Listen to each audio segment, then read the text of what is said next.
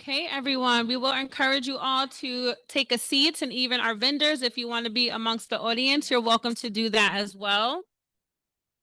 I will start by again saying good evening to you all. On behalf of Paterson Alliance, I want to share why tonight is important. We launched the Environmental Justice Affinity Group to bring our nonprofit organizations who have an environmental justice focus together. And most importantly, to include our government together to openly talk about environmental issues that are affecting our daily lives. And again, that is from the air that we breathe to the water that we drink, to the lead in our homes, and also industrial, right? All of the buildings and things that are all around us. At the end of the day, environmental justice is about equity for every child, every family, even up to our seniors. We all deserve freshness, clean air, and safe homes to live and thrive in, no matter our income, our zip codes, or our ethnical backgrounds. We are grateful again to have leaders with us from the New Jersey Department of Environmental Protection, Commissioner, he said I can call him Sean, and Director of Environmental Justice, Candace Perry. Again, want to thank you both for your presence here tonight. It shows that you have a heart and you want to listen to community. You want to hear directly from organizations and most importantly, again, from our residents. Tonight is about partnership for Paterson Alliance. This is a start of an ongoing partnership that we want to continue to have. So with that, again, I'm Shaniqua Lemon, Director of Programs for Paterson Alliance. And for those of you who just want to know who is Paterson Alliance, we are a coalition of now over 120 nonprofits that serve the greater Paterson area. And we are all about community impact and collective impact. And with all that being said, I would like to turn it over to Director Perry.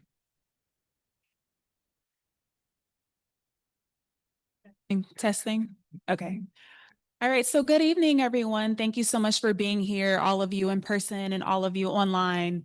It's really good to be in the city of Paterson. So thank you again to Shaniqua and the Paterson Alliance for the partnership, for the invitation to do this event tonight, and to Eva's Village for hosting us. Really glad to be in the space. So I just want to kick us off with a few words about environmental justice.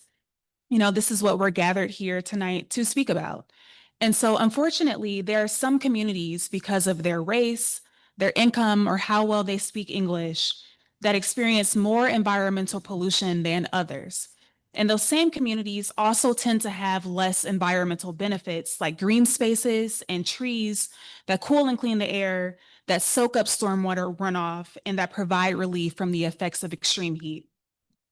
So the specific environmental injustices can look different depending on the region, the municipality, or the neighborhood that you're in within the state.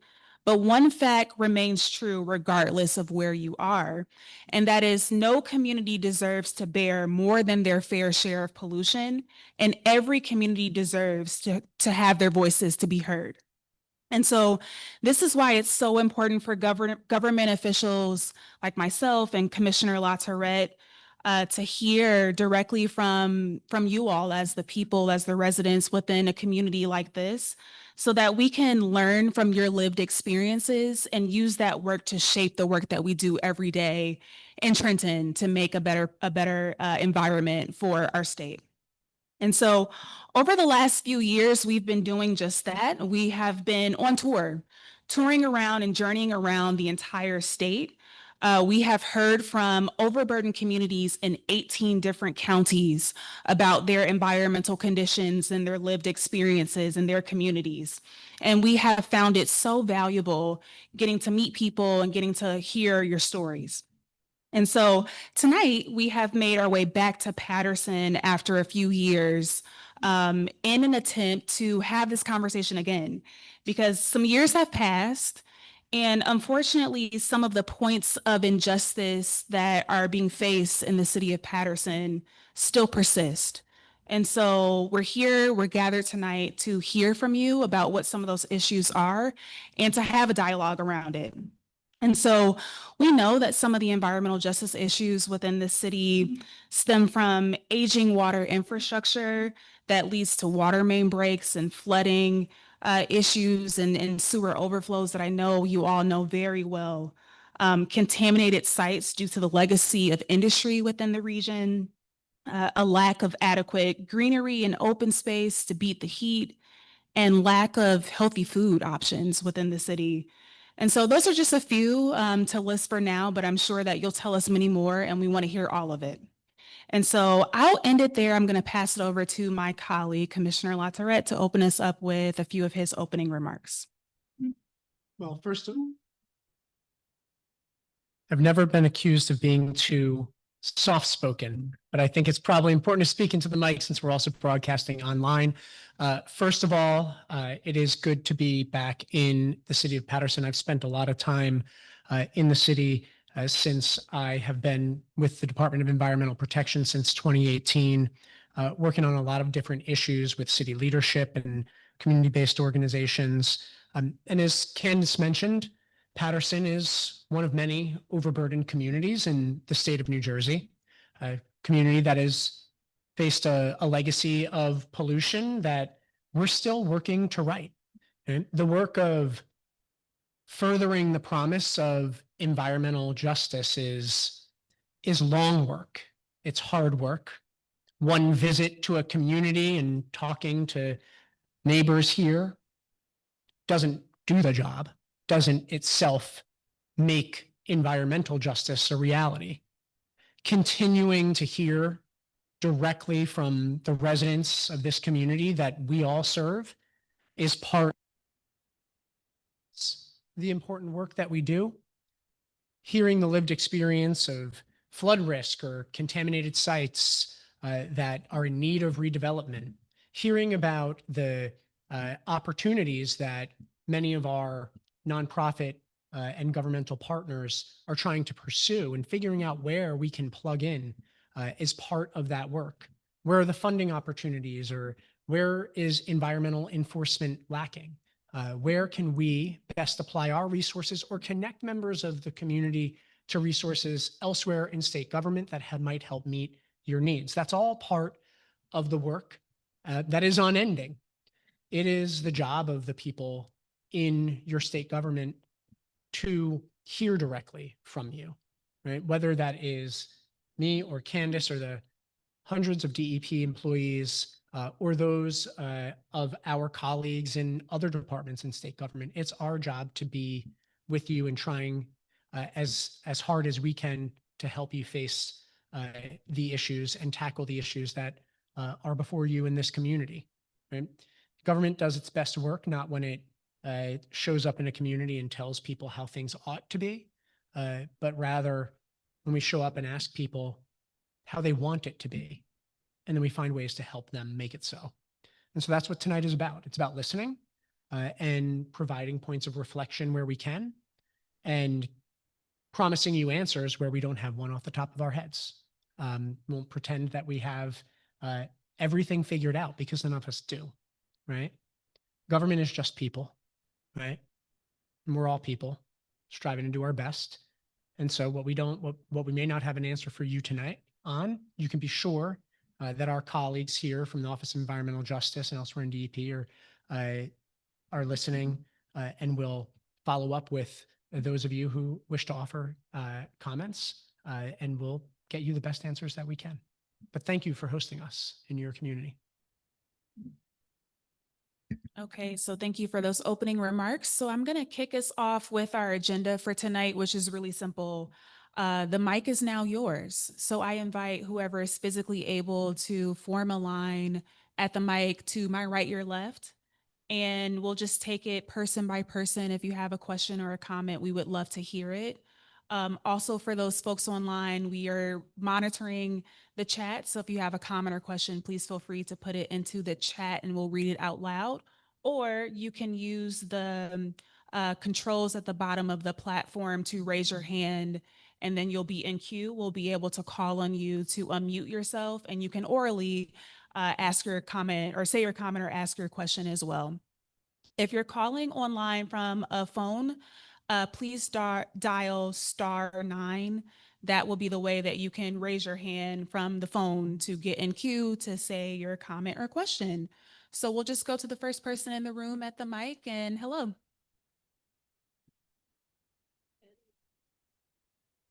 And if you're comfortable to, share your name and where you're from, you don't have to. But certainly if there's a point of follow-up, it will help us to get back in touch with you. You go, press the button. Good evening. My name is Shauna Manrich. I am a lifelong resident of Paterson. I am also the owner of A Better Market, which is Paterson's first healthy corner store. I have a long list. So I'm gonna just do maybe one or two and then let the other people go. Yeah, I have a whole list. It's a lot. So we know that Paterson had just recently had the huge water main breaks, multiple. And one of the biggest problems that we know is that the infrastructure is old. But what is also happening is that for whatever reason that the officials decide, they keep building and they keep building and they keep building and they won't stop building. And that is, to me, probably one of the biggest issues. They also, our city council just passed an ordinance that there could be building on irregular or smaller lot sizes in the city. So now you're adding additional 2 to 3 family homes into a maybe 13 by 90 size lot. Then we have, and this is mostly in the first and fourth wards of our city. With the additional buildings, the buildings are becoming wider and our sidewalks are becoming thinner. So instead of 4 or 5 people could walk on the sidewalk, maybe only 2 people. We had a developer who was able to have a utility transformer moved from one side of the street to the other so they could build the apartment building out more. There is a dumpster area on the corner of Straight Street and I think Fulton. I think that's where they dump our garbage. If you live over there, you cannot open your windows. We have a lot of dumping in the city, whether it be from the buildings and their construction. People come from outside of the city and dump. We are notorious for getting boats dumped in our city. It's unbelievable. And then we have a lot of our buildings from the downtown area and our Spruce Street area that used to be dye companies. Now they're starting to make those into apartments. I'm not sure if they're doing any testing. I don't know if that's EPA or DEP or who that is. But I'm not sure they're doing testing on the soil or what have you. I'm just going to leave that there because that was a lot. Thank you. Thanks, Shauna, thank you. You have a longer list and I want to hear the whole thing. So, whether that's you want to return to the mic after other folks go, or, if you just want to, sort of sit down and talk after. Your whole list is important. Don't let anybody ever tell you otherwise. Okay. I appreciate that. I have a few thoughts in reaction to what you said, kind of stream of consciousness, and maybe Candace does, and right, maybe you as well. And the first maybe kind of work up from the last thing I heard, which was on illegal dumping. Illegal dumping is a problem certainly in this city, and I saw it throughout the walking tour that we took earlier today, and I've seen it in various areas of the city during every time I visited. In 2021, we launched an illegal dumping program whereby the Department of Environmental Protection has worked with local governments to provide technology that would help to capture illegal dumping where it happens. Of course, we can't get a camera on every corner, nor would I imagine everybody would like that. But one of the things that Candace and I can do is to talk with our community collaborative initiative at the DEP, because we're in the midst of launching the next phase of that, of our illegal dumping program. One of the things that has been really powerful in other parts of the state with respect to illegal dumping is, as crass as it may sound, naming and shaming those who are caught in the act.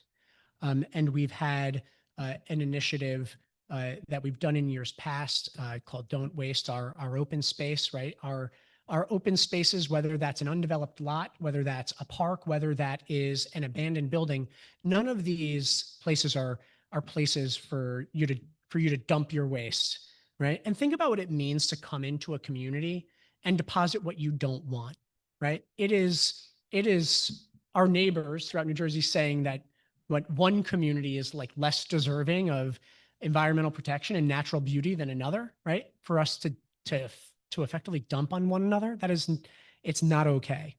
So one of the things that we can do is to follow up on the status of that program and see where we can be more helpful.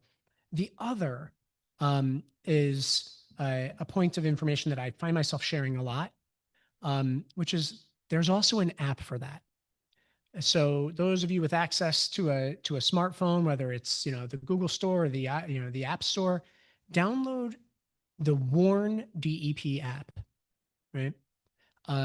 And if you are witnessing illegal dumping in your community, take a shot, right? A video, a photo, and upload that to the Warn DEP app. Right? That submission through the Warn DEP app, and that goes for any environmental problem you experience. Tell us. Either we, depending on the nature of the issue, we may respond directly, or you heard one of our county partners introduce herself. We work with our county environmental health program to investigate issues from the county perspective. Sometimes it's a county-led investigation, sometimes it's a DEP-led investigation. But sharing that experience is deeply important because it can help us to identify patterns, culprits. Don't for a second think that those submissions go unaddressed. It's really important that we do that. And if there's thoughts on illegal dumping, Candace, that you might have to add.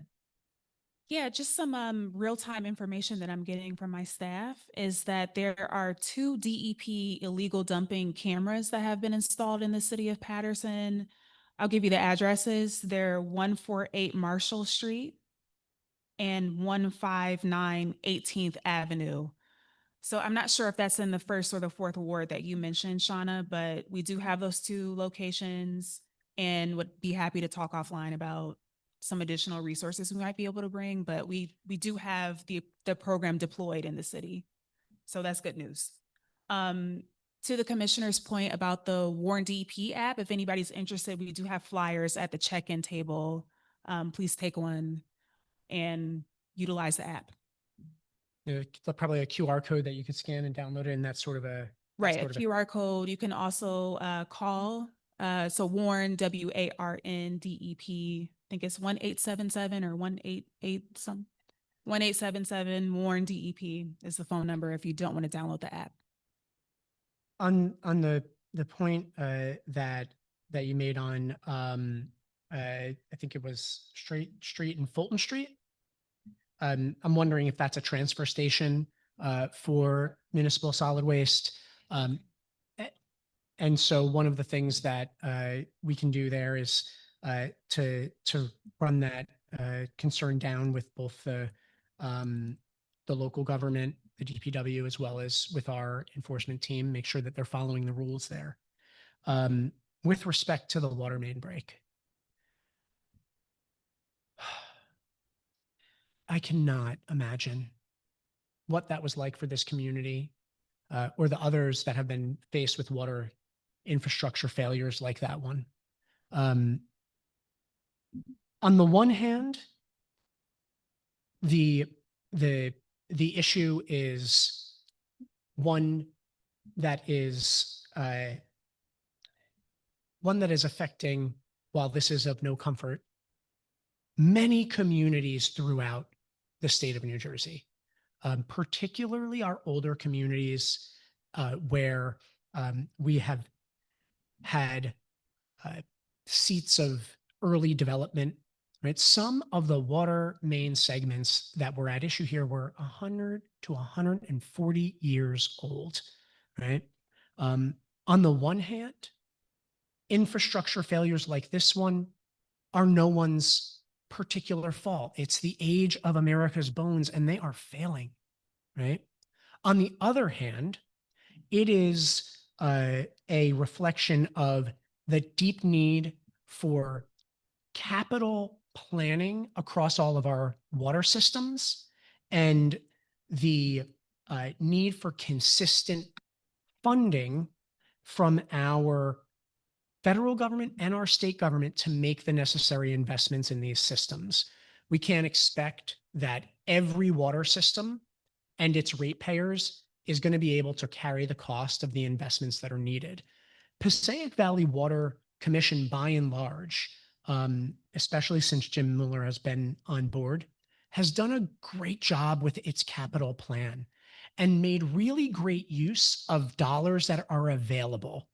But the need outstrips the availability, and the work, given how long it has been needed, can't possibly be done rapidly enough. It begs the question of how we are better tooling ourselves in state government to be in a position to provide emergency resources when failures like this happen, and they will happen given the age of the infrastructure, how much investment is needed, and how long these projects take to get in the ground. So we need to better tool ourselves so that we have on hand to offer to our communities the type of emergency supplies that we currently lack, right? There's not a stable of mobile showers to respond to a water emergency in any community. It's not as though that wasn't available for the city of Paterson, but it's available elsewhere, because it's not. Given the need that we see across the state, where we have $30 billion that is needed to invest in water infrastructure up and down New Jersey, right? At the rate we're going, we're doing about $1 billion in investment roughly year over year, right? So think about that, play that out. Of course, there's not access to $30 billion to do it in all one year, nor could we. But we need to be able to do two things at once. We need to be able to make the improvements. We need to be able to provide relief to in emergency settings. We're not tooled as well as we should be for that.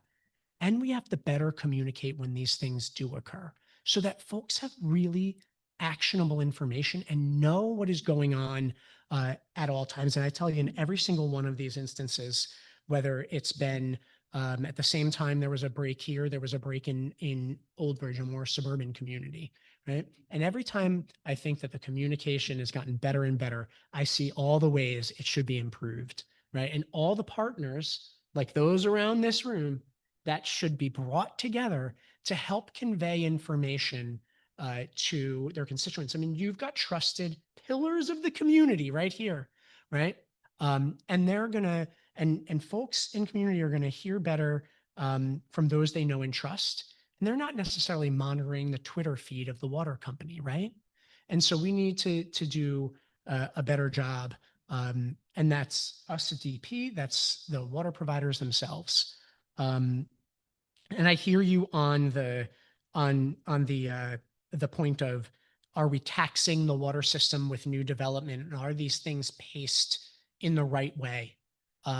It's a really good question. I don't have an immediate answer for, but it's something that we can talk more about with PVWC, with the city, and it'll be a point of our follow-up. And I'm happy to sit down and go through that whole list. Thank you. Yeah, I wanted to pick up on a piece of your list. Maybe the first point you said about they just keep building and building. I think if I remember right, you were saying that in the context of like flooding, that more impervious cover will contribute to more flooding. So just want to hit on that point for a second and say that, you know, in a home rule state like New Jersey, the state can't always be in a position to dictate what goes where, when, right? But in the context of the DEP, what we do have control over is making sure that property owners manage their stormwater efficiently and correctly. And so I want to let you know about a rule package that is on the table that we have been working on for a number of years now called New Jersey Pact. Is protecting against climate threats. And so in that rule proposal, there is a provision to require certain developments to put in green stormwater infrastructure. So that is, you know, vegetated, engineered systems that capture stormwater instead of allowing it to run off of impervious surfaces and into the sewer system, into bodies of water to be captured into the soil. And so that requirement to install green stormwater infrastructure is new. And it's also new in this rule proposal for redevelopment areas. And so that's a really big deal because in our dense and urban places like Paterson, a lot of it is redevelopment, not necessarily new development. And so before this rule package was in place, that requirement to manage stormwater for properties of a certain size was not a thing. So stormwater runoff was unregulated in that sense. So with this new rule proposal, that loophole, at least in that instance, will be closed. And that's a good thing for the city of Paterson and other communities that have a lot of impervious cover. So, you know, just to your point about they keep building and building, we can't always control the pace or, you know, the types of buildings, at least not from the state's perspective always. But there are ways that the state can control flooding and stormwater. And so through that rule proposal is a good thing to check out and weigh in on. Shaniqua, any thoughts on your end?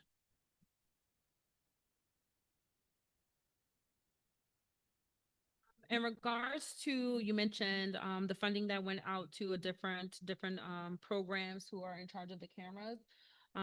As far as our affinity group of our organizations, and now that we're including the community, my ask will be if you can, you don't have to do it right now, but share who oversees that program, just so we can hold them accountable. Like Candace was able to produce the sites, we would definitely, that information will be beneficial.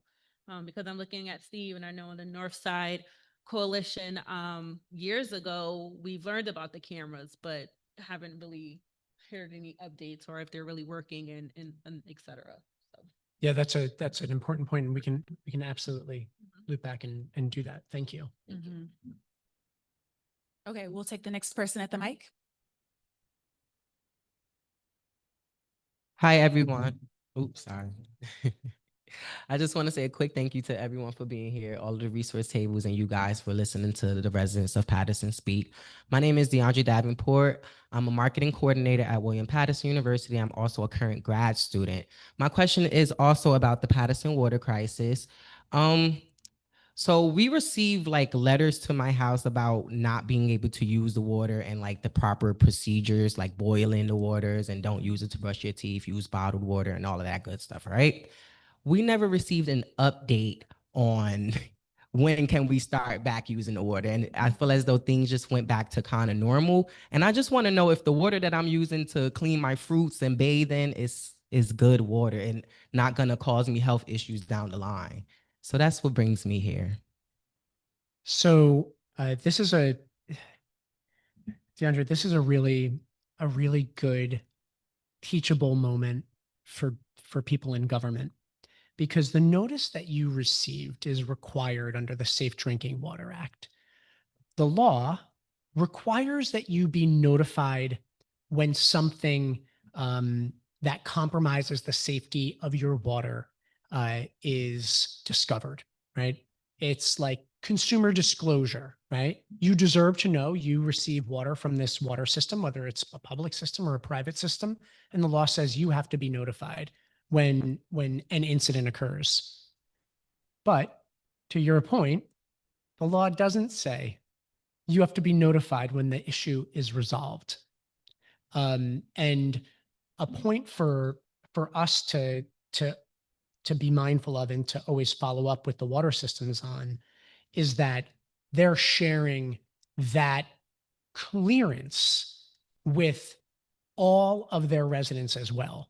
And so one place that I think is really important to go to make sure that you have all the information is on the PVWC website itself, right? And you'll see on the PVW website that what happens after the water main break, there's a period where the water pressure returns, but then because if you don't mind a real quick mini lecture on how the water system works and why you get that notice is because when a water main break happens, right, the water system, the conveyance pipes, it's all really tight, right? No air is getting in. It's just water, right? Pressures are monitored for that reason. And once pressures dip below a certain level, that means that there's also air or other substances in the pipe as well, not just filled with water that has been already through a treatment plant, right? And that means opportunistic pathogens could enter into the water system. And so even when pressure returns, the whole entire system needs to be flushed out. And you may have seen some of this happening. You may have seen flushing happening coming out of fire hydrants, for example, in the aftermath. That is required after the system is even back online. And that's why you still have to boil your water. But then after the system's flushed, then there has to be sampling to make sure the flushing worked. And then only after the flushing is done and the sampling is done is the boil water advisory lifted. And all of that information has to be conveyed to you, right? But not all of it is a notice by mail, right? And so it's very important to watch the website of the water system. And while they're racing around to fix things, perhaps they're not always able to do the communications at the same time. You know, they did a good job here, but it was like a domino event. One pipe broke, and then they got that under control. Then, as they're fixing that, another one broke. It felt as we were working with them as if it was one of these old black and white cartoons where you see the character in the basement and one pipe goes and he's holding it and then another one and he's holding it. And this was a domino effect throughout. And it's quite possible that not every point of communication was as good as it could have been throughout that event. But you can go on now, you can see on the PVWC website a map of every area that has been flushed out, right? So that you can see that that is now right where you live, right? That is okay. Thank you. You're welcome. For us, that's for my 70-year-old solar, friend or aunt down the street, they're never going to be able to do it. But they need a letter. They need a Yeah. Our mayor, a meaningful phone call every other day. He could do that. Yeah. That is a good point. And we're going to go back around when we're done here tonight. And we're going to share these reflections with the mayor and his team for sure. On the one hand, what happens in a regional setting is the city itself isn't in charge of the water system, right? It's this other entity. But nonetheless, right, communication can happen and should happen at multiple levels. So we'll provide whatever help we can to make sure that happens in the future. Mhm. I just want to repeat the reflection that Shauna just shared into the mic so people online can hear. Shauna was just saying in reflection to Sean's point about going on the PBWC's website to see the map and to see whether or not the status of the water in each neighborhood That's great for people who are technologically savvy and have the resources to be online, but for some of our older adult populations, they may not be able to get online or have the resources to get online. And so multiple avenues of communication is really necessary. So thanks for that. We'll take the next person in the room, and then we're gonna go online to, let me get your name so I can get you queued up. Martha Arencibia online, you'll be next. So, Good evening, Commissioner. My name is Sandra Bosk. I work for Passaic County CHA, and I'm also a Paterson can you resident. dip the mic down just so, Yeah, okay. Good one. or if you want to hold it, I'll that's, see. Up. yeah. Commissioner, last time I saw you, you were all wet. I had to go down to Trenton for a class in modernized NGEMS. And you were in a dunk tank, and everybody, all the employees that had a rough day, they could buy a ball for $1 and dunk you in the dunk tank. And the money was used for the Trenton Food Pantry. And I thought that was wonderful that you did stuff like that. You showed them that you're just down to earth and like them. Well, to be clear, not every day is dunk tank day at the DEP. We work really hard to serve the residents of New Jersey, but there's also good causes that we can support I at the same already- time. And if I've got to Or- get dunked, I'm happy to do that so that we can I asked our another reason to commissioners support. set up one. Yeah. And I'll follow for it. I said, that was great. We have to do that here. But I'll call the county commissioners and suggest that they do so. He did. That was the first thing I did when I got back. But I'm here. I have a master's in environmental science. I want to come back to my community. I was born in Paterson. I still live here. I want to help my community, but I get so many roadblocks. I can't move forward. I have 16 court cases. I can't get a court date for over a year now. I'm stuck.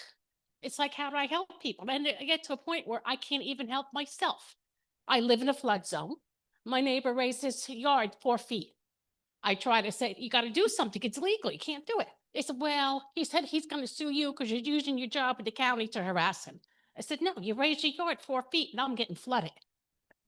They won't do, it's just you run across things, they won't do anything. You have the dumping. Everybody's calling us because the dumping. We go and try the best, but it's hard. It's hard to do. And as far as Fulton Street, that's one of my facilities. I'm in charge of the solid waste. That's my program. And I inspect that facility, and I'll be there tomorrow morning. And I'll be inspecting and finding out what's going on. Because I go there 4 times a year, but I'll go 4 more times if it's necessary. Thank you. Well, thank you. Thank you for that. Yeah, I relate to the roadblocks. I'll be honest. You know, the work that we do, that you do, it's harder than it should be. You know, and particularly when you have to take a matter into the judiciary, and then the resolution of whatever environmental and public health concern you're trying to ensure is addressed is then, you know, subject to a long docket that whether it's the municipal court or the county court, I'm not sure which, I'm sure they don't want that long docket either, right? And that they wish they could move the cases faster. If I can offer any silver lining, it would be that despite those barriers, the work that you do is really important and it really matters, and to never be quiet about the barriers that exist, because only by lifting up their existence do others pay attention to the need to resolve them, right? So that your county commissioners know that you're facing those barriers to getting your job done is important, right? That the DEP knows through through the CHA program integration that we have, that we know that you're facing those barriers. Perhaps there's something that we can do, right? Walt Beeland and his team, it's something that they should be aware of, and perhaps they can help to ease a pathway.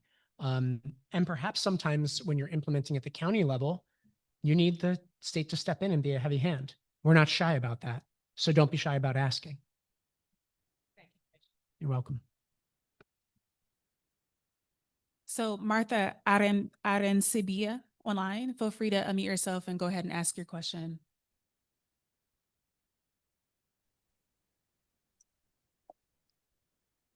Hello? Hi, Martha. Go ahead. Hello, how are you? Okay, here we go. Hold on. Get myself full screen. Thank you for having this event. It's nice to see you all, especially all the partners that I share there in the room with, that I work hand in hand. I am going to bring up something dear and to my heart here. CSO. The city of Paterson submitted its long-term control plan in October 1st of 2020. 5 years later, our overburdened community continues to endure continuous flooding from stormwater runoff, which pushes sewage waste into our properties. This is a serious environmental health crisis, along with a financial hardship to our community.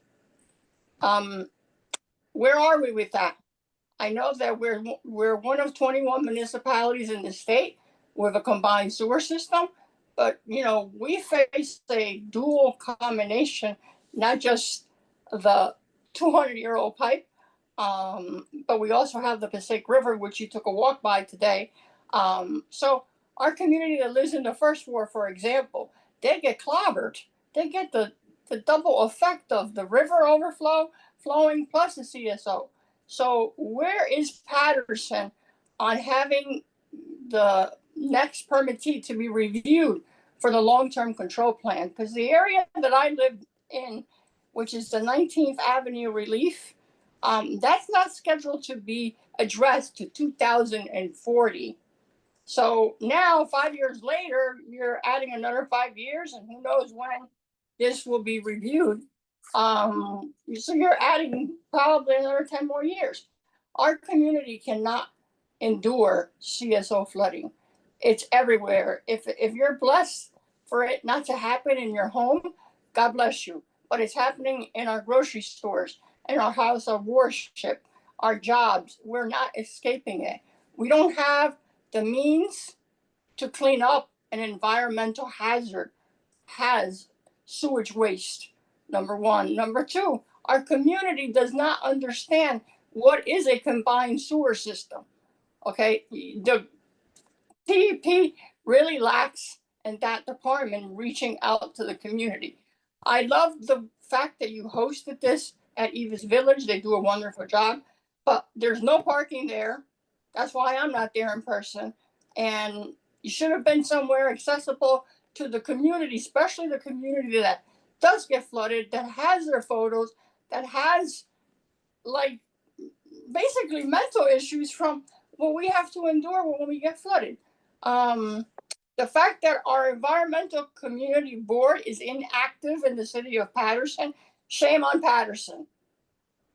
When is the DEP or the EPA going to be able to do water testing? I already signed up for the Rutgers in the room. I'm already signed up. So I want to see kits being activated so we can prove once and for all CSO overflow, sewage backup is an environmental health issue to our community. And that's an injustice. Thank you.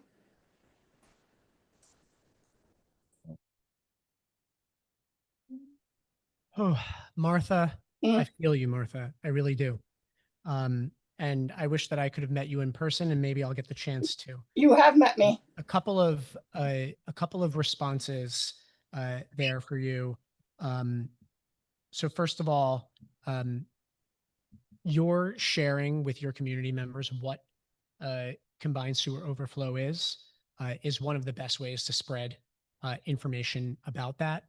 And I wish you could see the folks all around this room whose ears perk up because they know what CSOs are. And I think they spend a not small amount of their time explaining what it is to others, right? This is our old relic stormwater and wastewater infrastructure, right? Whether it's the water that falls or the water we flush, right? That all of that wastewater is collected in a single system, which is a very dated way of managing your wastewater, right? And that means, as compared to modern systems, right? Your sanitary waste, right? The water we flush, the water we use in our homes or our businesses, that is in one system. And then the water that falls, right, is in a separate stormwater system. That's not the case in some of our oldest communities, right? You mentioned 21 throughout New Jersey. And when that happens, when we have these old combined systems, when it rains too much, the combined system releases raw sewage into our waterways and sometimes backs up into our communities without going through a treatment plant, right? And that's not okay. And the state, at one point, having a run-in with the federal government on this issue because New Jersey is a laggard nationally on addressing combined sewer overflows. Why is New Jersey a laggard? Because it's hard and it's expensive and it requires collaboration across the multitude of communities. And this is a home rule state. So it's especially hard in a framework like New Jersey. But nonetheless, we were able to get to a point through years of outreach, and you mentioned where we got to long-term control plans being submitted.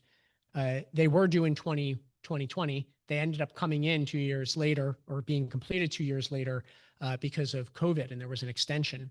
We are now at the point where almost every single CSO community has received an approved long-term control plan and permits that require the implementation of those plans in over a span of years, front-loading investments in the first 5 years.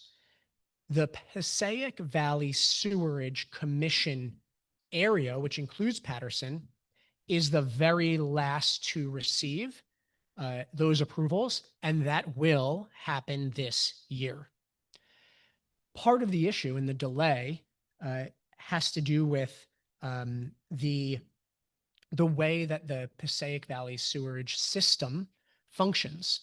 There are responsibilities that are for the whole region to improve CSOs, and then there are responsibilities that are by community. And the PVSC put forward a plan that was had what's called the regional model or the regional method, where a large interceptor would be a primary feature of relieving the stormwater and combined sewer overflow material in an interceptor system that ran several miles. And that became a bone of contention among the communities because of its cost. And the DEP gave time for the communities to negotiate. Their time is up. They are being ordered to proceed with the improvements because they're necessary. And there's a lot of funding that's available from the New Jersey Water Bank to help. But we can't delay it any further, and we won't. And you will see those permits issued this year.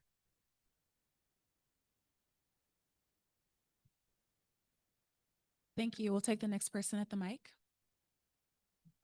Before I read what I have, Can you before I press- read what I have, they do have a big empty parking garage in the back of this building that's specifically for this event, and they even drive you over here.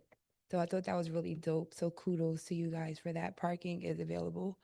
Number two, in regards to the letting residents know, I contacted the Water Valley Commission during the time to ask them how do residents know, and they told me that you would need to go to their website, and at the bottom of their website, there's a button you could click and you can subscribe, and they do keep you up to date. And when the boil alert did end, they did make an announcement on their social media, which is not good, for senior citizens and whatever, but they did let the community know when the water was available. I just wanted to say that.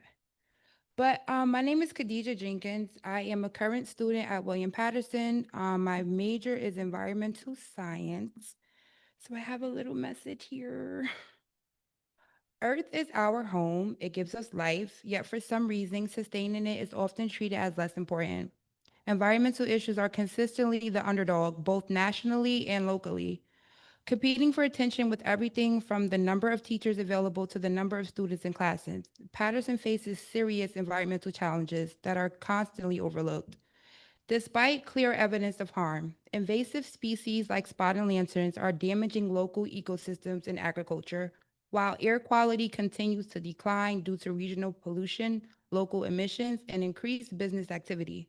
With frequent water main breaks, we must ask, are we prepared for potential sewage crisis? Our sewage systems are old, poorly maintained, and already struggling to support a growing population. Meanwhile, our overworked and underpaid DPW staff lack the resources to address these issues adequately. Paterson is not an ideal city. It's historically marginalized, predominantly minority community. But that does not mean our health and environment should go unnoticed. Climate change and carbon emissions are largely invisible, which lead many decision makers to dismiss or ignore them. And recent budget cuts, like those proposed in the Big Beautiful Bill, further undermine our ability to respond to these crises. Because many of these harms are unseen and intangible, we need programs and projects specifically designed to track environmental damage, study unseen risks, and document their impacts on our community. Local monitoring programs, community-led research initiatives, partnerships with universities, and citizen science projects are all ways to learn about and address these invisible threats. Without proactive measures, both public health and the environment remains at serious risk. Coordinated action, research, and community engagements are essential to understand and mitigate the real impacts of pollution, invasive species, and climate change in our city, and to ensure that Paterson residents are not left behind. I'm done. That was outstanding. Thank you. Very well said. Thank you. So well said. William Paterson, Yes. when do you graduate? 2027. I just graduated from PCC with a degree in environmental sustainability. Congratulations to you. Thank you. dep.nj.gov/jobs. Okay. Okay. Thank you. Thank you so very much. Yes, and to Khadijah and all the community out there, and I met an individual who said that she wants to volunteer. So our affinity group as organizations, we have been meeting, and today we are looking for those community members who want to join this group as well. So it's not just organizations who can do work, it's you out in the community. So anyone who is interested in joining our meetings and volunteering, my email slemon@pattersonalliance.org. Thank you so much for creating this space and this network that you're building. It's so Thank you. important.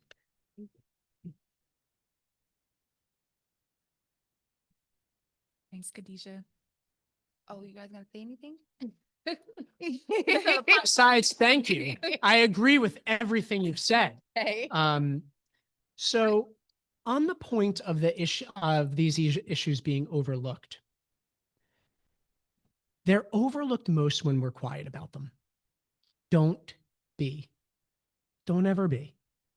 Whether it's taking advantage of a forum like this one, showing up in spaces where decision makers are making decisions about what your community looks like, right? And your lived experience of your environment, right? I know it's hard to be everywhere, but the issues that you're raising, they're overlooked especially when there's no countervailing narrative, right?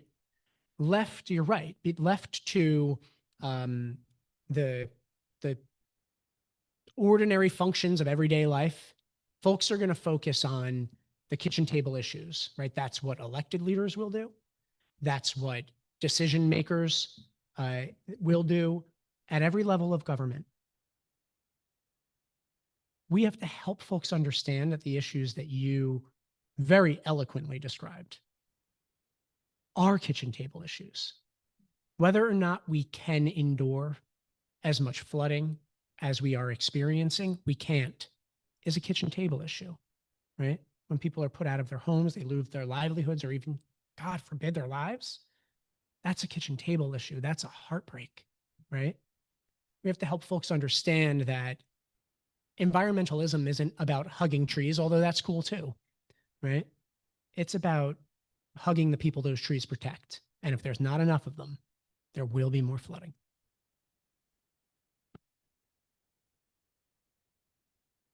We'll take the next person in the room. Hello, can you hear me? Yes. Okay. Well, my name is Mika Sinclair, and Khadijah, you did an amazing job. So I may not top you tonight. However, I am a part of Paterson Alliance, and my job is to how could I say this? My job is to educate, support, and provide for Black men before they die. Not only that, one of my other main reasons I'm here tonight. I think we have enough liquor stores in the city of Paterson. I think we have enough bodegas in the city of Paterson that's causing tons and tons of pollution. Sometimes you can't even park on the curb because there's broken bottles everywhere. When I mean everywhere, I mean everywhere. And it's horrible. And Commissioner, I heard you say a couple times tonight that money is like an issue or things are expensive. This is really a rich state. I believe New Jersey is a pretty rich state, and we should have money to fix some of the issues that we are facing. And we all know that Black and brown communities struggle and have the less resources than any other community across America, not just in the state of New Jersey. And I don't know if you guys deal with that, but finding out if we could remove some of the liquor stores away from the schools and maybe stop some of the bodegas and stuff from coming in, because we have too many. We have enough. We have enough. We have enough garbage. You could see the overcrowding of the stores cause most of the trash. People don't have nowhere to put it. It's not enough garbage cans. And the liquor stores that's right there and the school is right here. It's not fair to our children. Why do our children and always Black and brown communities have the option to have a liquor store so easily at hand? It's not fair. Not only in New Jersey, but across America and Black and brown communities. Thank you. Thank you.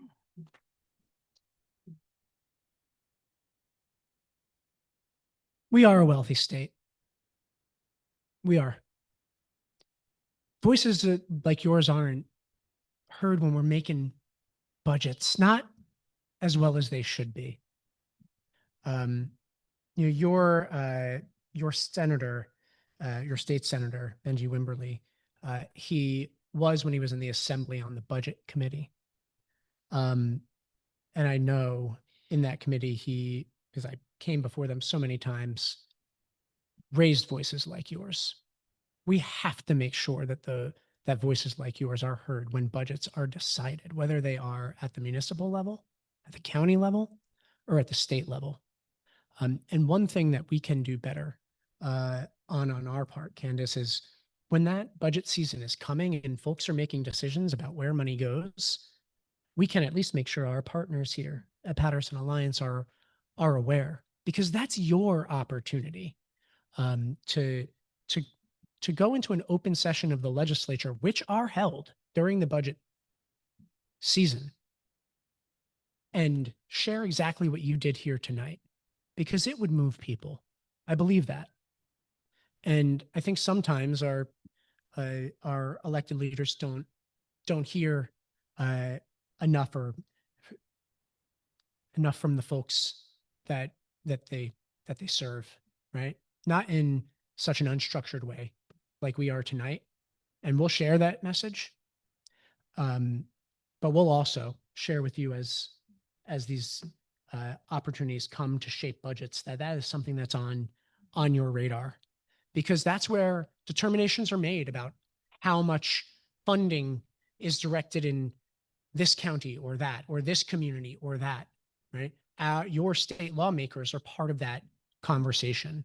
And as a point of partnership to you, we'll make sure that you know when that's occurring. And we'll of course share with those lawmakers information that we glean here tonight. It's important for them to hear. On the point of liquor stores and bodegas, it's not something that the Department of Environmental Protection has any jurisdiction over or role in whatsoever, but I have an idea. Your city zoning board and your city planning board most certainly do. And you should know when they meet. And you should show up there next and tell them that same story you just heard with me, because I think it will move them too. And I thank you.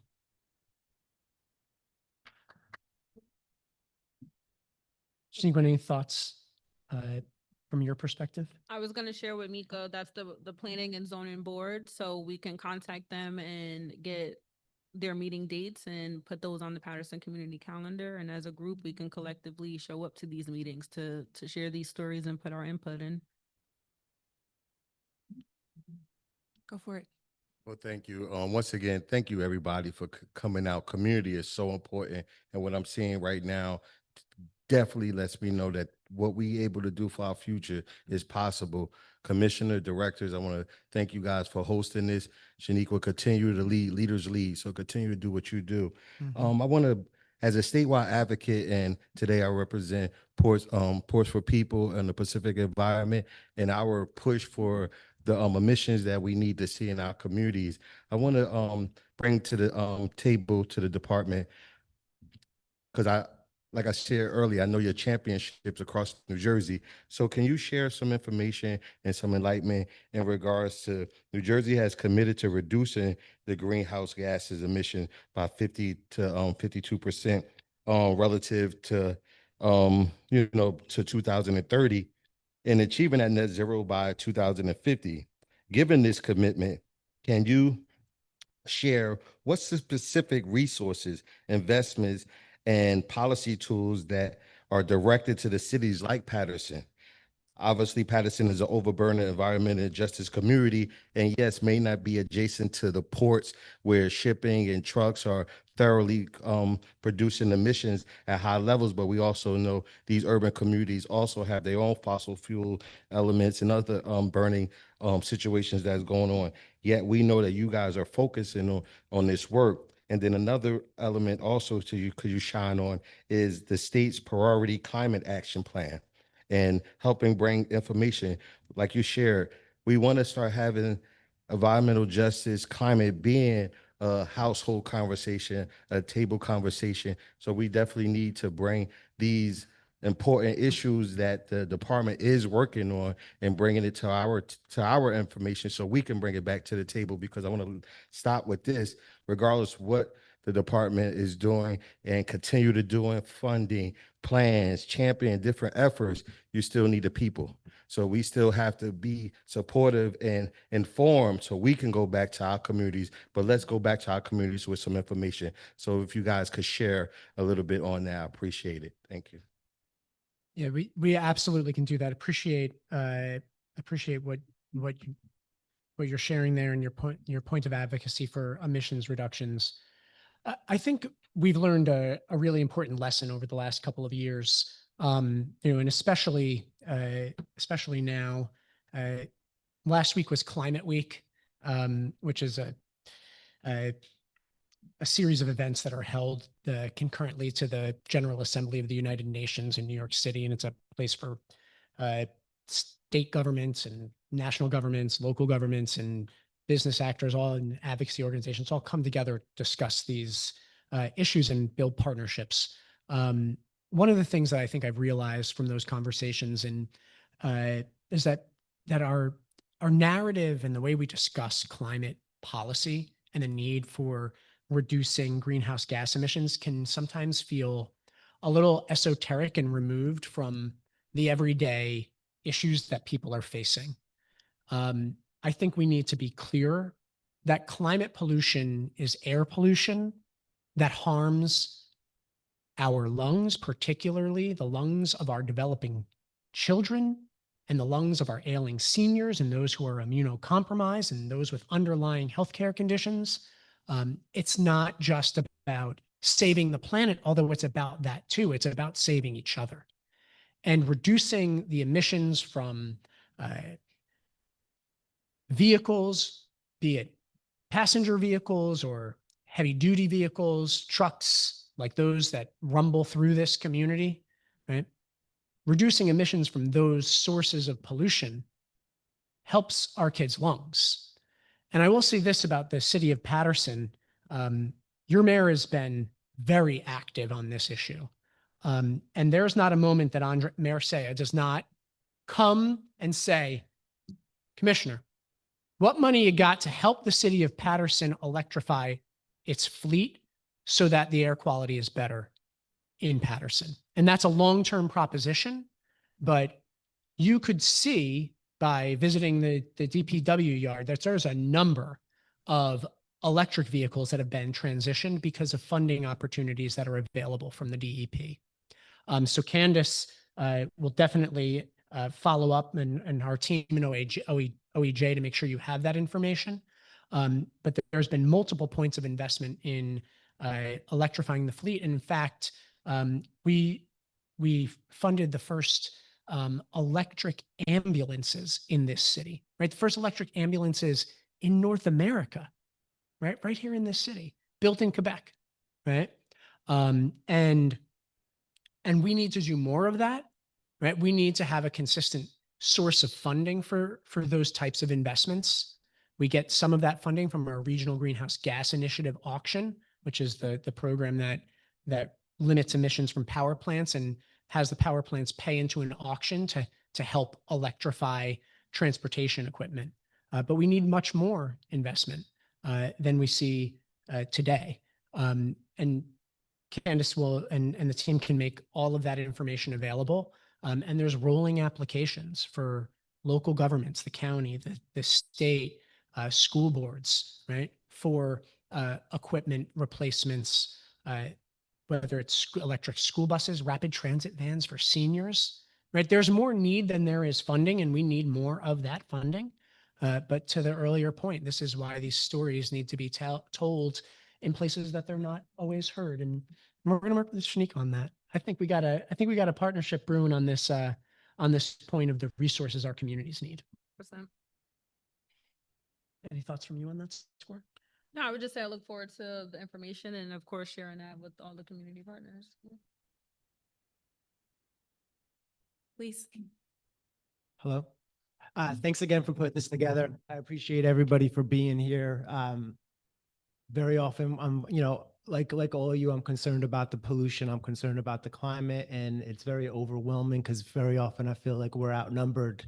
People that care versus people that don't, people that are taking action and people that don't. I like to believe that hope and taking action is contagious, and that if we're all doing something, maybe people will join us. So I'd like to talk a little bit about the pollution. Whenever I'm doing cleanups in Paterson, you get a little bit closer, you pick up, you see a bottle looks fresh, you get closer and you just see that there's years, decades of pollution, and the metal is rusting, the glass is breaking, the plastic is breaking down into microplastics, which is poisoning our water. It's polluting our air, it's slowing down photosynthesis, it's killing our animals. One thing that I notice is that us as private citizens, we have to recycle our materials. Whereas if you go to the Dunkin' Donuts or if you go to any of the businesses down here, everything is just going in the trash. And just because garbage separation exists, it doesn't mean that it's getting separated, because it's not. I know that maybe 2 years ago, Governor Murphy created a task force for a bottle bill. So, I'm very interested to know, one, and some of the plastic, the bag bans, the straw bans, they're very good. We're seeing less bags and we're seeing less straws, but there's still a ton of plastic. I ride my bike to work. I come through Paterson every day. And the other day I noticed that they were cutting the weeds and they left all the trash, tons of trash to cut the weeds. I don't really care about the weeds. Let the weeds grow. Let's do something about the trash. It doesn't make any sense. And, some of us, we might get a fine if there's garbage on our property, if we're not taking care of our property. But, if you go to like the Home Depot or any of the businesses, there's tons of trash. If everybody would just clean up their own space, it would make the world a difference. We have businesses right along the Passaic of the River, and they're just polluted and they're leaving their trash there and it's blowing all over the place. Meanwhile, I have to recycle. So, I'm looking to see when we're going to have this bottle bill, because I think that if I could get, 10 cents, 25 cents to recycle my bottles and cans, maybe it's less likely to make it into the water. And I think that, the homeless people, one of the ways that they want to address the homeless problem, they put a fence up. But why not? I think I could probably quit my job and pick up all the trash in Paterson, making 5 cents a bottle, and I'll be good for life with all the bottles that are on the floor. So I want to know, what are we doing about it? Obviously, Skip the Stuff could have some type of impact. I'm waiting for an update on the Plastic Reduction Act. That could have an impact. The bottle bill can have an impact, you know, and also, Sean, I'm going to put you on the spot because we're talking about emissions, you know, with the recent laws like hemp, there's alternatives for all these materials that we're using. So we should be banning plastic altogether. We could be using hemp to regenerate our soil, absorb carbon, make alternatives to plastic, make alternatives to the wood products we're using, carbon neutral biofuel. You know, so I worked out all the auto bodies in this city, and I'll tell you that all the waste from the repairs is just going in the trash. You get into an accident, they're going to pick up some of it off of the street, sweep the rest of it in the woods, and then it's going to be there forever. And then all the garbage is just going to the landfills. So we're drowning with trash. We need to do something about it. So I guess what I want to know is there any update on the bottle bill? And is the DEP aware of the different benefits of hemp and doing anything about it? Because New Jersey could be a leader.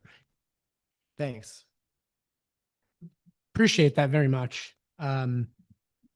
I'll live my life on the spot, so it's no trouble. So first of all, with respect to the bottle bill, I think when you mentioned that there was a task force that was established by the legislature, right? The governor, myself, we don't get to do whatever we want, right? And we shouldn't just do whatever we want, right? Our jobs in the executive branch is to implement the laws that are set by the legislature. And so the legislature created this body to study an array of plastics issues. It's called the Plastics Advisory Council. And it does a report out that's shared with the legislature so that the legislature can take next steps on some of the issues that you're talking about. And so one of the things that we can make sure you have is the Plastics Advisory Council puts out a report every year, every other year on the issues it's discussing. The Plastics Advisory Council discussed the bottle bill, but it couldn't find a consensus, right?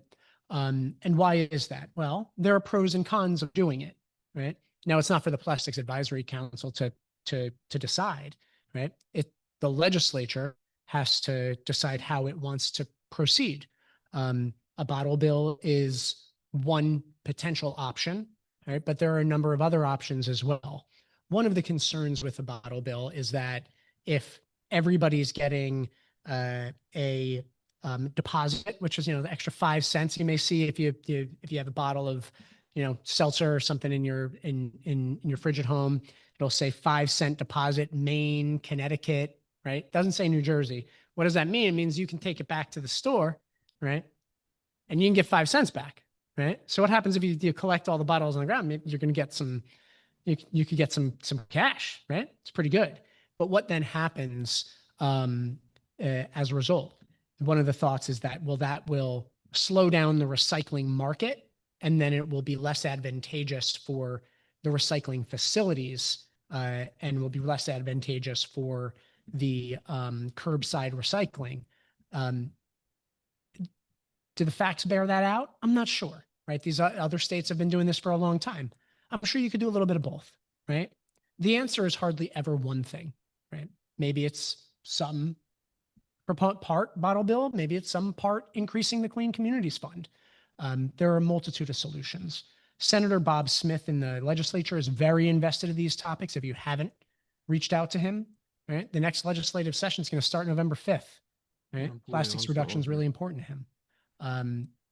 And whatever the legislature decides, we're going to implement because that's our job. But your voice should be heard in that conversation for sure, right? So whether it's reaching out to your senator here, Senator Wimberly, right? Or if it's reaching directly out to Senator Smith, folks need to hear your perspective on these things. Right? It's, the system that we have from a recycling perspective doesn't completely work, right? You can go into it, some restaurants recycle, some don't, right? The rules are not always followed everywhere they should. And there's more than one way to address the problem. And I think your idea is worthy. And from the perspective of hemp, yeah, sure, raise that to the legislature as well. There are a multitude of benefits from a soil health perspective, from a carbon sequestration perspective. Absolutely, right? It's worthy of bringing up to places like the Economic Development Authority that helps to provide funding to small businesses that make investments in things like that, right? There's a lot of different opportunities to further explore that. It's not something that it's not particular hemp professionals at the DEP, right? But when good idea catches on, right, government has to catch up. So make us catch up. Wanted to piggyback off what he said. I did an internship this summer with NASA, and we focused on sustainable material for aircrafts. And the materials that we used, we found polymers, which is plastics, that were bioresourceable, and we used natural fibers such as hemp. But some of the bioplastics that we studied was like P3HB, PA11, or I can't think of the other one off the top of my head. But as far as the natural fibers, hemp was definitely what NASA is considering using in the future to build their aircrafts. You combine it with a polymer that's like a renewable resource with a natural fiber, and you find the strength of it, and that's ideally the future for aircrafts with NASA. So your hemp idea is literally what people are starting to utilize for replacing plastics. Thanks, Khadijah. Hi, good evening. Erica from Parents Engaging Parents. My question was, what opportunities exist for Paterson's nonprofits and residents to access funding from the state's Priority Climate Action Plan? I was passed a note at the same time you were speaking, and I am sorry that I got distracted. I'm going to ask you to say that again. Okay. What opportunities exist for Paterson's nonprofits and residents to access funding from the state's Priority Climate Action Plan? So there are a couple of different ways that funds are distributed, and I think one of the things that one of the sources of funding that are deployed by the state government from a climate perspective are actually from the Regional Greenhouse Gas Initiative and the RGGI Strategic Funding Plan. From the Department of Environmental Protection, our funding only goes one place, and that's to local governments for things like I had mentioned before about fleet modernization and things like that. But there are two other agencies that also deploy funding under that plan. One of them is the Board of Public Utilities, right? And they make investments in electric vehicles. They also help get people get rebates on their electric bills. The other entity is the Economic Development Authority, which issues the majority of funding under the RGGI program. Around 60% of the funding that comes through RGGI is actually issued and deployed out by the Economic Development Authority. And so one place that I think nonprofits could go is to the EDA website, and you could, so that's njeda.gov, right, no, or maybe it's njeda.com. And you can look at the variety of different programs that the EDA offers, both with RGGI funds, but also from other parts of the Economic Development Authority. There's a lot of local downtown small business assistance that flows through the EDA.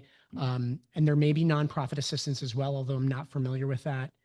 But it is an untapped resource, I think, for a lot of folks, and very worthy of looking at for a small business that's looking at hemp as well.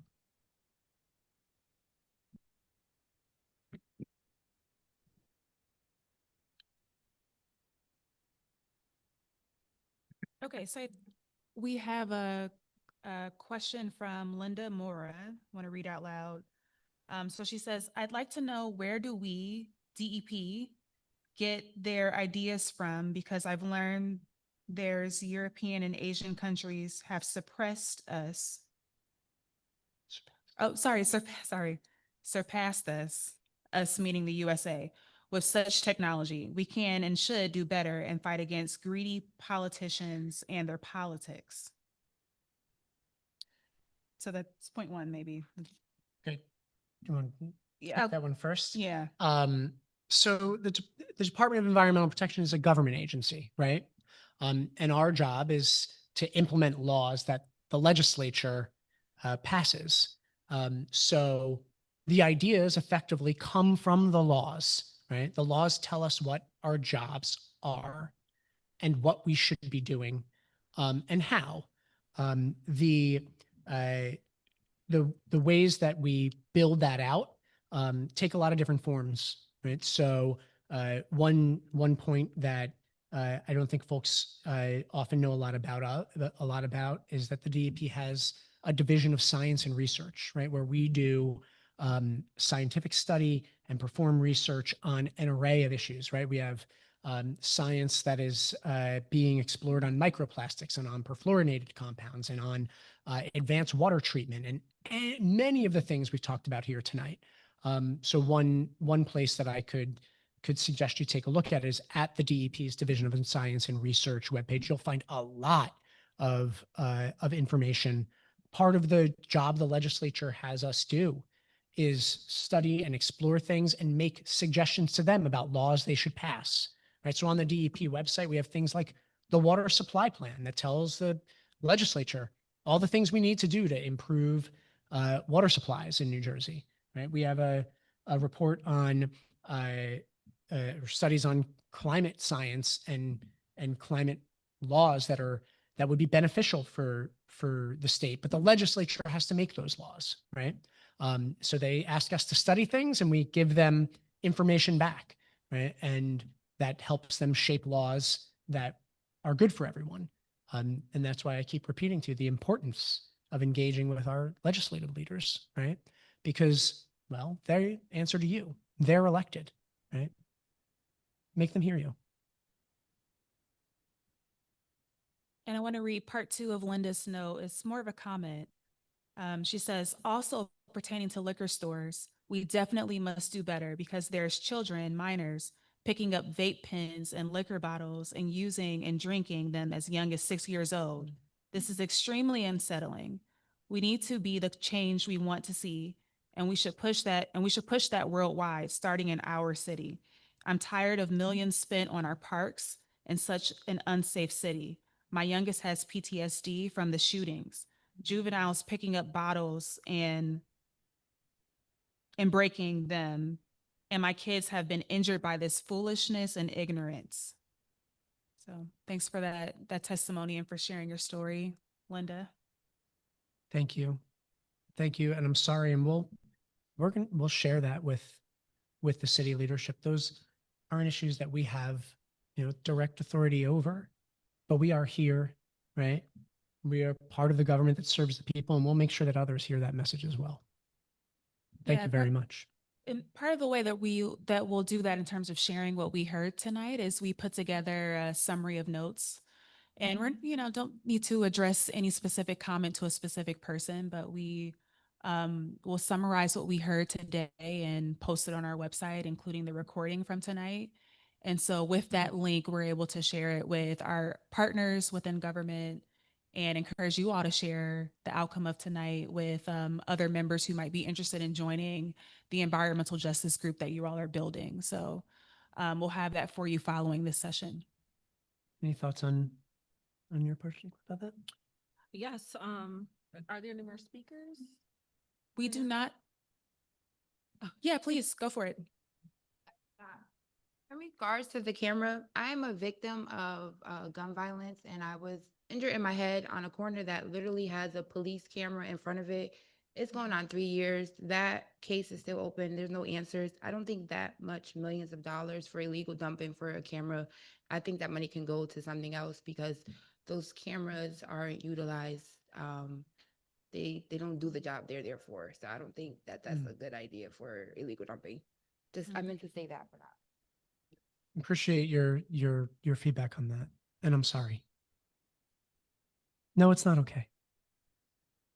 I'm glad that you are okay, but it is not okay. Yeah, please come. Nothing I say reflects anybody I work for. I'm talking as a resident, just make that clear.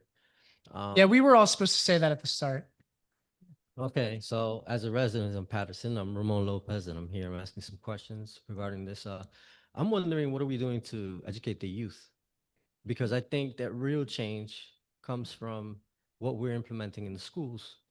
I work for the city, and I've already began the process of having some of the people who are in our leadership make connections with certain people at the schools. I know when I was a child, it was the war on drugs, and it was all over. It was on television. It was in our schools. It was always in our face. When it comes to the climate, it comes to recycling, or it comes to simple things like don't litter. Don't drop that there. Don't throw your McDonald's bag out the window.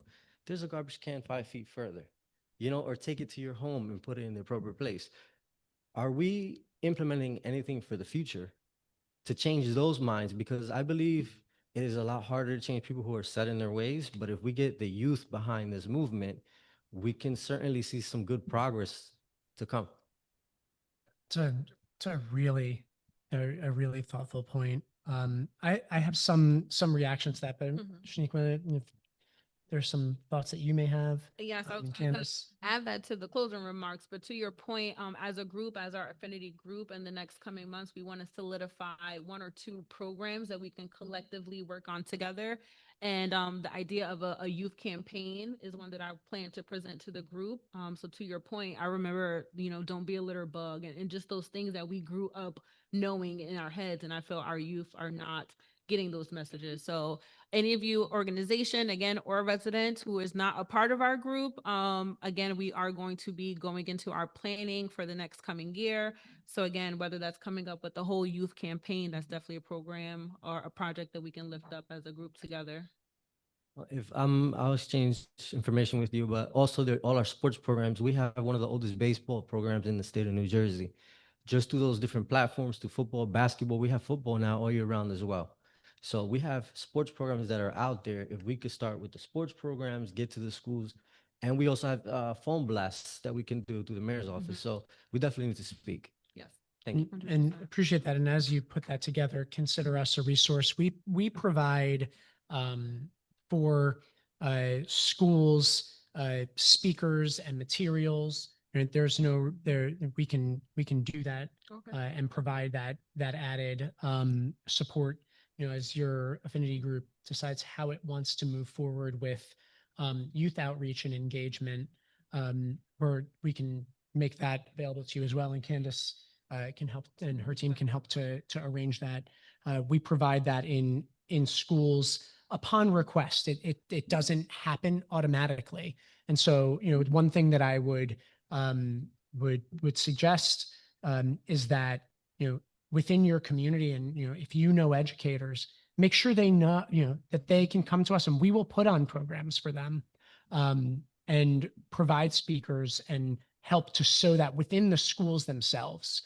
We also run our own youth program, something that I'm very, very, very proud of and committed to. It's called the Youth Inclusion Initiative, where we partner with community-based organizations. I see a lot of those around this room.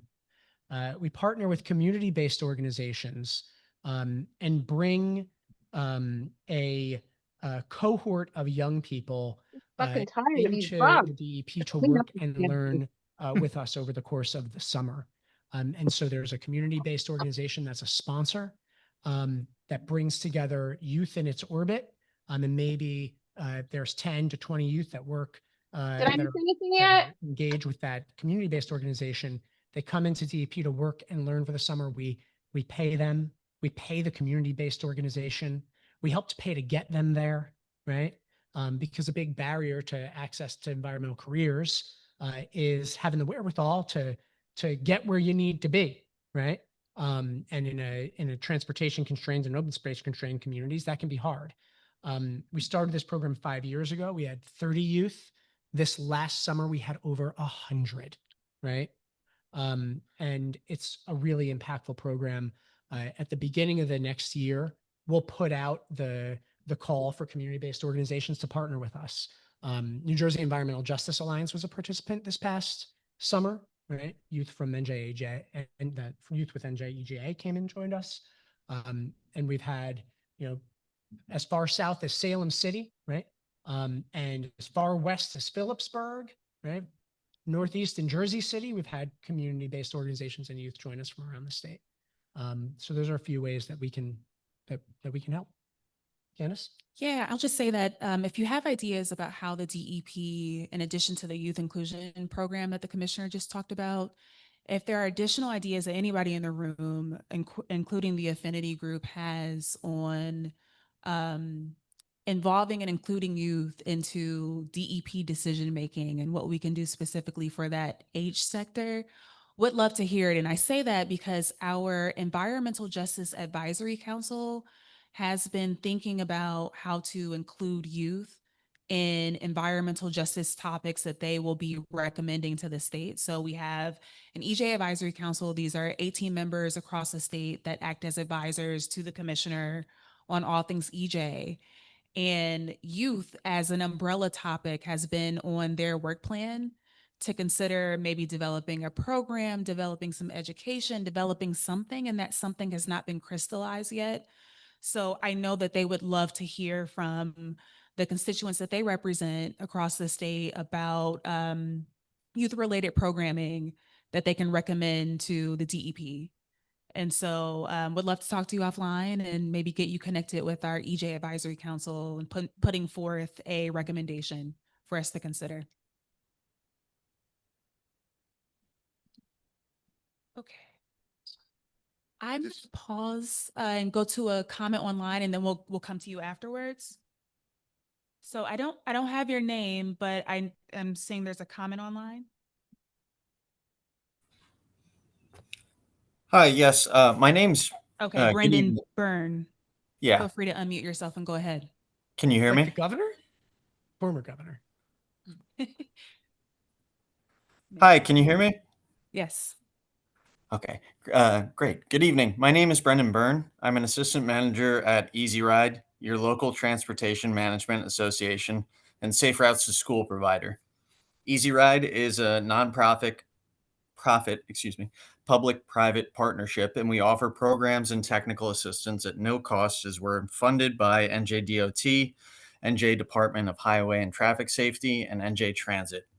Our team provides free walking, biking, e-bike, e-scooter, and driving safety presentations for students of all ages. We also offer Learn to Ride and Safe Bike Skills classes, walk and bike audits around schools to create reports with recommendations to make the road safer as a part of the Safe Routes to School program. All of our company's efforts are in support of green transportation. We also provide shuttle services, access to EV charging facilities, and air quality monitoring. If you're interested in helping us work with your children's schools or support other green transportation services, please contact bikeped@ezrid.org. Couldn't ask for a better segue from the previous one. That website? Website, yes, one second. www.ezrid.org. That's outstanding. Thank you. That was right on time. Thanks, Brendan. So once again, thank you again. I wanted to ask Ms. Lemon, how often is this occurrence? Is this a one-off with this type of collaboration and partnership as far as events? I know the EJ Affinity Group is initiative, but this type of deep in-person and community-based type of engagement, how often do you plan to seeing this? And obviously, Commissioner, I know you're very busy, but you know, the way you naturally vibe and engage with the community, this type of thing can make it a table conversation in our home. So just wanted to just follow up and didn't want to assume that you were going to share that, but definitely wanted to put it out there. Yeah, appreciate this. As Candace mentioned, we've been all around the state doing forums just like this one. Our first goal was to make sure that we got broadly across the state, and now we're coming back around, and particularly in communities where we know we need to build deeper relationships. So we don't intend this as a one-off. We intend it as as a forum to help build connectivity and create a greater depth of relationship, like with the affinity group, right? So I think the answer is you'll be seeing more of us, and we'll be building this relationship and finding all the ways that we can to be helpful. And with respect to the affinity group and ways to engage, I defer to you. Yeah, and as far as outreach, as I said in our affinity group meetings, as a part of any group, it's the work that we put in. So as we have our recap meeting, and if we want to, I believe if we put our plan together, and then the next meet can be us presenting to them, you know, what our, again, we solidify what our top concerns are and kind of meet them in a presentation type of format, and get their input on what we collectively want to push forward. That sounds great. Thank you so much. Thank you. This has been really needed. Thank you. Okay, anyone else?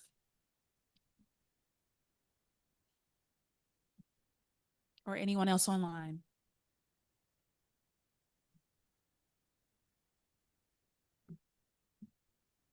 All right, well, I think we'll wrap us up then. Do you want me to start, Shaniqua, or do you want to? I can start. Okay, go for it. So in closing, just again, want to especially thank the community, our residents, for coming out, sharing your stories, sharing your input.